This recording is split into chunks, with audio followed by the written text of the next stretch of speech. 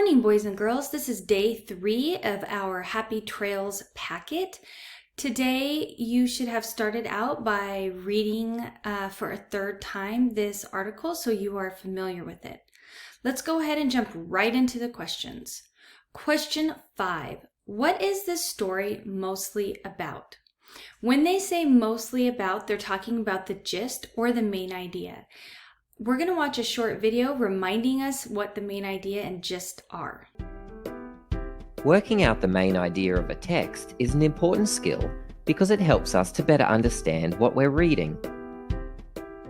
When determining the main idea, ask yourself, what is the main point the author wants me to know?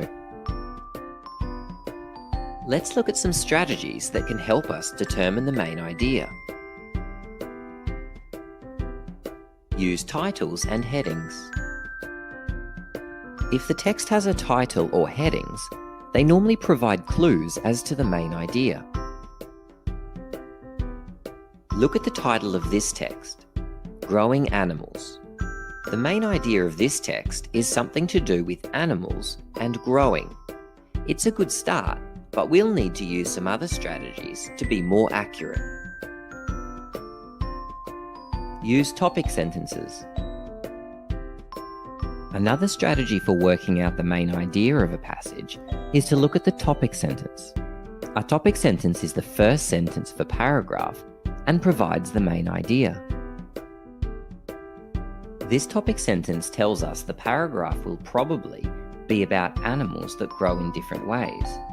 This confirms our prediction from earlier that the paragraph will have something to do with animals and growing. Use concluding sentences.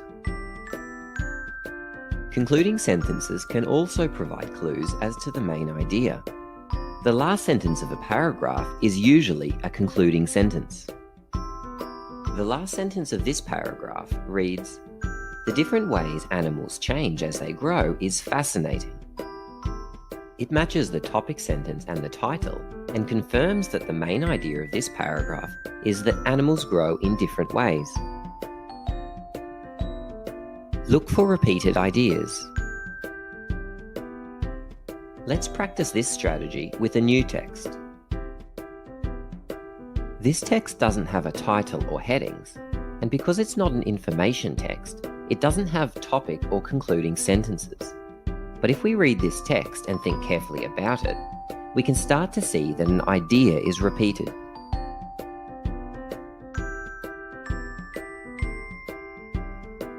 The main idea seems to be that Claire was relaxed on a beach that she had all to herself. All these strategies are important to know, as not all strategies will always work. Besides, using multiple strategies together will help us build a more accurate main idea. Working out the main idea is easy. EasyTeaching.net. Okay, so question 5, what is the story mostly about? A, Maria goes to camp for the first time. B, Maria really loves to eat French toast. C, Maria discovers her love for dragonflies.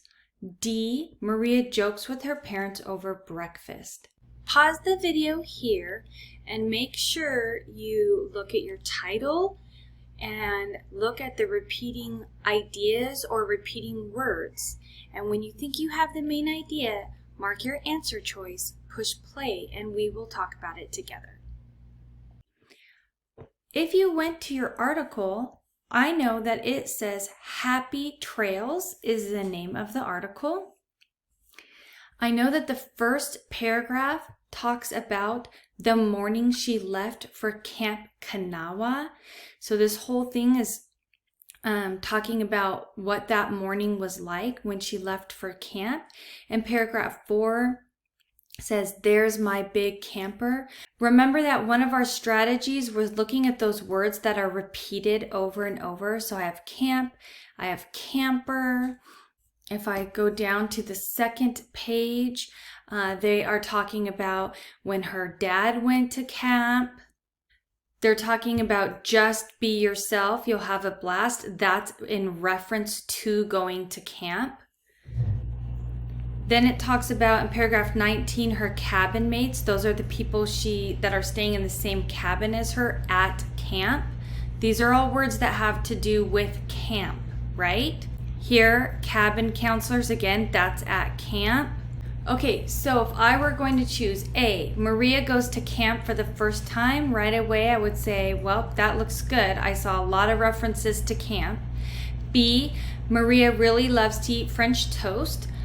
French toast is only referenced in paragraph 2, so I would mark that off because we are looking for what the whole story, this story is mostly about, not just one paragraph. C, Maria discovers her love for dragonflies. We only hear about the dragonflies in the 3rd page when it says, and you ladies are the dragonflies. They're saying the name of her group and her cabin mates. They're going to be called the dragonflies. So again, that's only referenced in paragraph 27 and 28. So we can't say C because it says the whole story is mostly about. D, Maria jokes with her parents over breakfast. Again, that was on page 1 where they're having they're having breakfast, and page 2 is when they're joking around over breakfast. But the whole thing wasn't about breakfast. So if I had to choose, this is the idea that I saw repeated over and over. Everything was talking about camp. Even when they were joking around, they were talking about camp. Question 6. Read the following sentences. She walked briskly to the stove, placed 2 pieces of French toast on a plate, and tapped a canister above them, powdered sugar snowing down. A canister would literally be like a can, like something like this, and they're tapping the powdered sugar out. Just like you like it, super fluffy, slightly crispy, and lightly dusted, said Maria, already in position, armed with knife, fork, napkin, and full glass of milk. What does the author mean when she describes the powdered sugar as snowing down? So we're looking at this part right here. So I'm going to read it one more time. She walked briskly to the stove, placed 2 pieces of French toast on a plate, and tapped a canister above them, powdered sugar snowing down. This is a type of imagery or figurative language that authors use when they're writing to help us imagine the picture or image or what's happening in our minds. We're going to watch a short video to just remind ourselves of what imagery is. Let's take a look at imagery. Poets use imagery and figurative language to appeal to the reader's senses of sight, smell, touch, sound, and taste, the 5 senses. It is important to note that imagery is not only used in poetry, it can be used in any sort of writing. Through imagery, the poet creates pictures and sounds with words. These pictures can help the reader to experience what the poet or the writer is describing. For example, consider this. Dead leaves rustled along the street. The word rustled creates an image that appeals to the sense of hearing. The reader can imagine the sound of dead leaves skittering along the pavement on a windy day. Skittering is another great imagery word. There are 5 main types of imagery which correspond with the 5 senses. First of all, we have visual imagery, which is sight. This is language used to create a picture in the reader's mind. The man's skin hung like garland on a Christmas tree. I can picture the garland on a Christmas tree, and that helps me imagine what the man's skin looks like. Next, we have auditory imagery, which is sound, language that summons sound in the reader's mind. The alarm grated on her nerves just as nails on a chalkboard does. Right? I have an idea what nails on a chalkboard sounds like, so that gives me an idea what the alarm sounds like. Next, we have gustatory imagery, which is taste, language that generates a taste in the reader's mind. The medication left a bitter chalk-like taste in his mouth. I can imagine what a bitter chalk-like taste is like. Fourth is olfactory imagery, or smell. This is language that reminds the reader of a particular smell. The fresh smell of the cut grass greeted me as I opened the door. I have a distinct idea what cut grass smells like, so I can imagine what the writer is talking about. And fifth, we have tactile imagery or touch. This is language that incites a specific feel or touch, memory, or idea. The kitten bathed Emma with its rough tongue. I have an idea what a kitten's tongue feels like, so I can imagine what Emma is experiencing. Keep in mind that not every piece of writing contains all types of imagery, but you will be surprised how much imagery you can find when you are looking for it. Now it's time to do some practice looking for imagery. Okay, now that you've watched this short video, let's go over our choices. A, the powdered sugar was cold like falling snow. B, the powdered sugar was wet like falling snow. C, the powdered sugar smelled like falling snow. D, the powdered sugar looked like snow as it fell. I want you to push pause here, go back and read this sentence, and think, what sense are they using to describe the powdered sugar? And then make your answer choice, and then push play, and we'll discuss it. Okay, so it says, tapped a canister above them, powdered sugar snowing down. This is a visual description that they're giving. They're trying to get us to picture what it looks like. If you know what powdered sugar is, then you know that powdered sugar is white and it's kind of soft and kind of looks like snow. You could actually use it on a project if you had to make snow. So it's white like snow. When you tap the canister and it sprinkles down, it gives the image of snow. This is a metaphor. They're using a metaphor to activate the sense of sight to help us picture it in our minds. They're comparing powdered sugar with snow. So if I was going down here to question A, B, C, and D, A, the powdered sugar was cold. This is touch. It's not describing touch to me, so I'm going to mark that off. B, the powdered sugar was wet. Again, touch. It didn't describe touch. We have a visual. That means our eyes. C, the powdered sugar smelled like falling snow. It didn't tell me what it smelt like, so it can't be that one.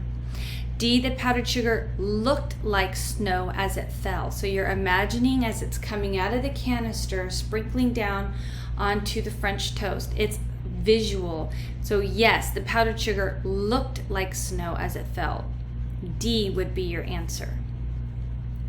7, choose the answer that best completes the sentence below. Blank, Maria is nervous about camp, but soon after she arrives, she becomes excited instead. I want you to pause here. Put each of these words in the blank and see which one makes sense. You might want to write a synonym next to each of these words to make sure you know what these words mean. If you don't, go ahead and use a dictionary to look up these words to see which one makes sense. When you've made your answer choice, push play and we'll discuss it. Okay, so what I did is I kind of thought, what do each of these words mean? Well, when I think of finally, I think of something like at the end. Okay, so I'm going to write end, or I think of last. So I might write last also. When I think of initially, I think of first. When we say initially, that's what that means, first. When I see especially, it means like exceptionally or particularly. So I can go ahead and write that down. And although, I see means kind of like even though. Even though this happened, this happened. Once I figured out kind of some synonyms, then I thought about this sentence. Finally, Maria is nervous about camp, but soon after she arrives, she becomes excited instead. So finally means at the end. At the end, Maria is nervous about camp, but soon after she arrives, she becomes excited instead. That doesn't make sense because we know from our earlier questions yesterday, when she was nervous in the beginning, not at the end. So I'm going to go ahead and mark that off. That one doesn't make sense. B, initially, Maria is nervous about camp, but soon after she arrives, she becomes excited instead. Instead of saying initially, I could say first. First, Maria is nervous about camp, but soon after she arrives, she becomes excited instead. That one would work, so let's hold on to that one. You never mark your answer until you've read them all, because there could be a better answer. C, especially. Especially Maria is nervous about camp, but soon after she arrives, she becomes excited instead. Let's try it with particularly. Particularly, Maria is nervous about camp, but soon after she arrives, she becomes excited instead. That one doesn't fit as well, so I'm going to say no to that one. It would make sense if it said Maria is especially nervous about camp, and then that was the end of the sentence. But in this sentence, where it's showing that there's a change, especially doesn't really make sense. D, although Maria is nervous about camp, but soon after she arrives, she becomes excited instead. Again, this doesn't quite fit. Even though Maria is nervous about camp, but soon after she arrives, she becomes excited instead. Now, you might have chosen this one because it says, even though Maria is nervous about camp, it kind of sounds like it goes together. But this word but, that's what makes it not sound right. If I took that word but out, and then I could say, although Maria is nervous about camp, soon after she arrives, she becomes excited instead. I could do that. But because I already have this word but, then although or even though doesn't work anymore. So because I have that word, D does not work. So now my best choice was B, initially, first. I hope this was helpful, boys and girls, and I will see you for our last video tomorrow for day 4 on happy trails. Bye for now.